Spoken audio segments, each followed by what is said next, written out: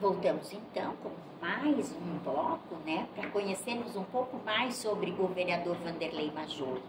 E agora sim, no bloco anterior, terminamos o bloco anterior com a pergunta: o que te encantas em ser vereador para concorrer 6 vezes já e obter vitória nessas 6 vezes? Por que ser vereador? Como é que a gente poderia resumir isso? Quando tu entra numa atividade, no caso, política não é uma atividade profissional, mas pode-se fazer um comparativo.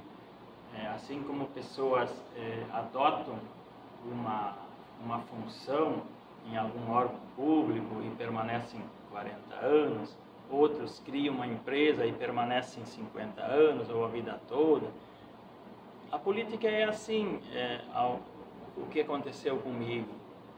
Eu entrei por um convite, por querer experimentar, entusiasmado e participando. A gente tinha muito vigor, a gente conhecia todas as comunidades, a gente fez amizades em Palmas, em Arroio Grande, em todos, né? Tanto que na segunda eleição eu só não fiz voto em 2 urnas, na segunda já, né? E aí o que acontece? Tu fica conhecido e quando termina uma eleição, logo em seguida, que nem agora, por exemplo, agora a gente fez uma eleição com uma votação mais baixa, né? E daí tu chega nos lugares assim que tu tem amigos e apoiadores, daí eles dizem: Vanderlei, mas na próxima agora nós vamos ter que mudar um pouco a estratégia para abranger mais eleitores, sim. Entende? Então é a própria comunidade, muitas vezes, que te puxa, que não te solta. E assim, eu criei afinidade com isso, com a política. Vocês mesmos são prova disso, eu acho, porque é poucos que conseguem realmente tantas eleições.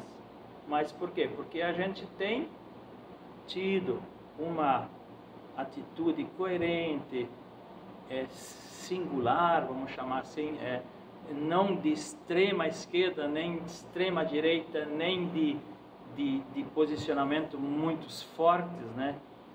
Mas sempre auxiliando as pessoas, né? Tem que estudar nessa área de ser político, porque às vezes eu vejo alguém dizendo: eu estudo política. Tem que estudar para ser político ou tu aprende na prática? Não, tu tem que ser bom de voto. Mas o que é bom de voto? Tem que ser bom de voto, não sei. Sabe que é bom? Tem que ser bom de voto, as pessoas têm que gostar de votar na pessoa. Porque se fosse, a gente sabe, né? Não vou falar de Arroio do Meio, mas a nível de Estado e Brasil, às vezes, né, as pessoas têm dificuldade em arrumar candidatos. Se fosse por estudo, por currículo e tudo, né, obviamente, talvez a gente não estaria aqui. Poderia ser tantos outros que têm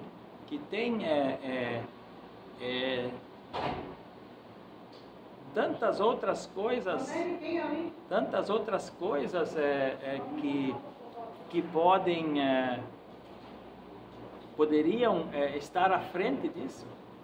Mas tem aquela pessoa que enxerga todo mundo, que conversa com todo mundo, que é atenciosa e como eu falei, quando tu entra, né, eu tenho eleitores assim que cansam de votar em mim, né, mas eles dizem: olha, enquanto que eu tenho vereador, que quando eu ligo para ele, ele me atende. Quando eu peço para ele vir aqui ver uma coisa, ele vem. E quando eu precisei dele, ele estava aqui, para que eu vou trocar? Então é assim, eu acho que quando tu entra com convicção, com compromisso, tu vai permanecer. Tu falaste desses 80 candidatos, com mais contigo, 81, né? Foi por aí. Isso aí prejudicou o teu trabalho? Sim, porque o que acontece ao longo dos anos, quando tu vai muitas vezes ser candidato, tu não é novidade, mas tu tem a tua abrangência, tem o teu perfil de eleitor e tu fica naquela média. E eu fui também sempre um candidato que media muito essas eleições, né? Eu media muito assim, sempre quando saía os candidatos eu dizia, olha, vai ser assim, e errava muito pouco, né? Mas nessa vez foi uma eleição atípica. Por quê? Porque foram 30 e poucos candidatos a mais, então a média por candidato ficou muito baixa, né? E aí, tu rapidamente buscar mais votos é mais difícil, porque em todo lugar tem candidato. E aí esses candidatos vão te tirando votos, vão te tirando. Porque por causa de um vizinho, de um irmão, por causa de um patrão, coisa assim, né? E aí era óbvio que a gente ficaria mais baixa. Por que alguns fizeram muitos votos? Porque sempre, cada eleição tem, pode olhar histórias, cada eleição tem 2 ou 3 situações de novos que chegam e caem na graça do povo. Que nem eu lá, por exemplo, no ano de 2000, fiz 567 votos. Busquem hoje o percentual para ver se isso não seria 800 votos, mais ou menos. Então, é mais ou menos assim que se comporta isso. E esse fato de tu teres feito 369 votos agora? Na última, 311. 311 votos. Isso te desestimula? Tu pensa assim, vou fazer um trabalho mais ou menos? Ou como é? Não, de modo nenhum. O compromisso, depois que tu tem o diploma, ele tem que ser igual aos outros. E ainda assim, até me levando os cabelos um pouco, eu tenho orgulho de ter ficado, porque a renovação foi grande.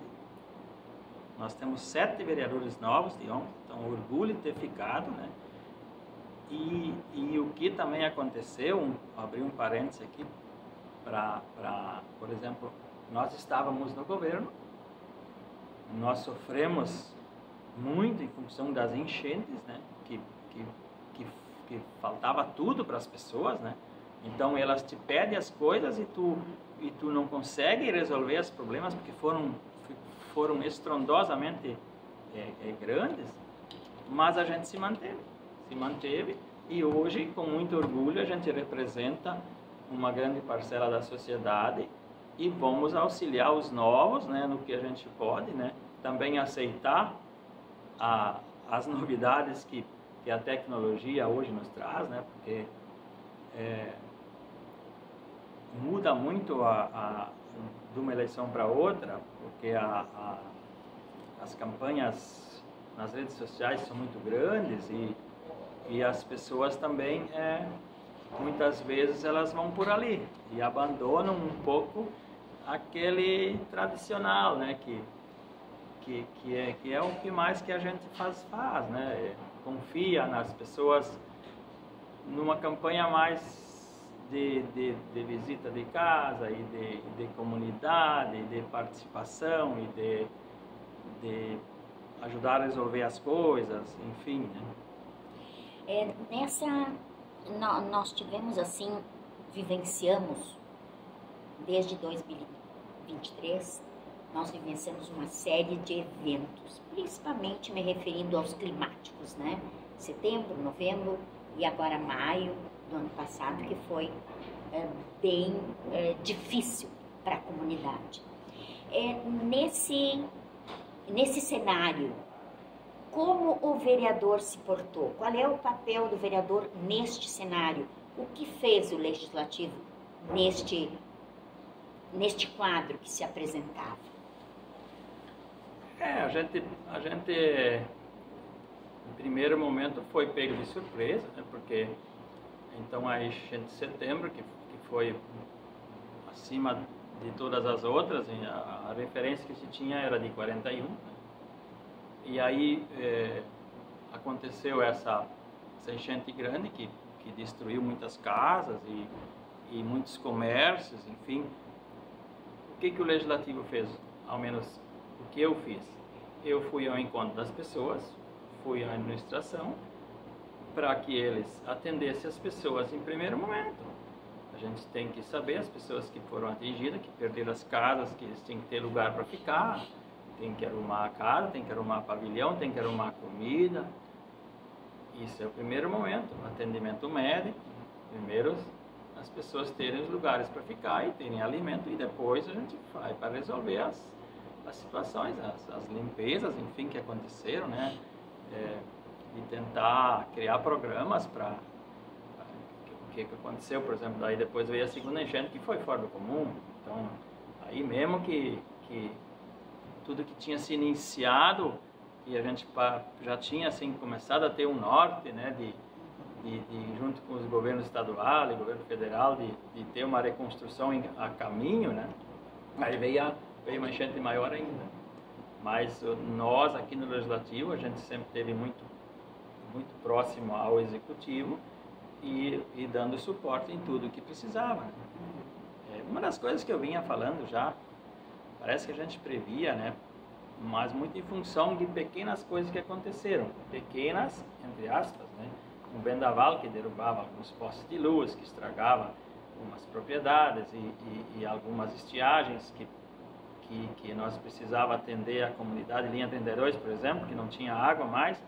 Então a Câmara usava dinheiro da Câmara, sobra da Câmara, para suprir essas necessidades. Então eu sempre já falava há muito tempo, num fundo, para poder ter um saldo, para poder agir rápido, não precisar assim depender de governo estadual, de governo federal, e às vezes o município também cria um cronograma de investimentos e não tem uma sobra assim rápida para buscar, né? Aliás, então, essa ideia do fundo tu já vem defendendo em outras legislaturas, né? Sim, há mais tempo. Sim, né? sim. Desde que eu voltei a gente vinha defendendo isso. E hoje fico cada vez mais convencido, né, que o município deve ter isso, né? Tomara a Deus que nunca se precise, e que não venha mais nada tão ruim que veio, mas eu acho que é uma nova etapa e deve-se pensar nisso. Isso.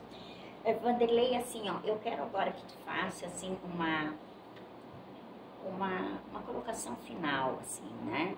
Tu vinhas da situação, agora tu és oposição. O que isso vai impactar no teu trabalho?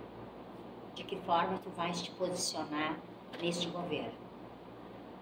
Aquilo que eu falei antes, eu estou aqui pelo 6º mandato justamente por isso, porque a gente tem trânsito em todos os setores, a gente não criou rusgas, feridas grandes com nenhum político da nossa cidade, muito pelo contrário. Hoje eu tenho amigos em todos os partidos, sei me posicionar firme quando preciso, né, mas também sei escutar, e então não vai ter problema, né? Eu não vejo problema em a gente ter um trânsito bom com a administração, e eu penso assim, o que nós precisamos? Ainda mais com tudo que nós sofremos, as pessoas sofreram, o que nós temos pela frente, a reconstrução só se consegue com união de poderes. As diferenças políticas, infelizmente, têm que ficar de lado. Os partidos têm que se organizar para as próximas eleições. É uma coisa natural, cada partido vai se reorganizando do jeito que consegue, mas nós que estamos aqui dentro, que temos compromisso com a sociedade, nós temos que pensar diferente. Então, eu já conversei várias vezes com o prefeito Sidney, vou continuar conversando, nós vamos buscar recursos para auxiliar em determinados pontos do município e dizer para a comunidade que a gente tem orgulho de estar aqui e vamos trabalhar muito para poder auxiliar onde que a gente chegar com o nosso, com aquilo que a gente aprendeu esses anos todos. Então tá, muito obrigada, Vanderlei, e sucesso no teu trabalho nessa tua gestão. Eu que agradeço.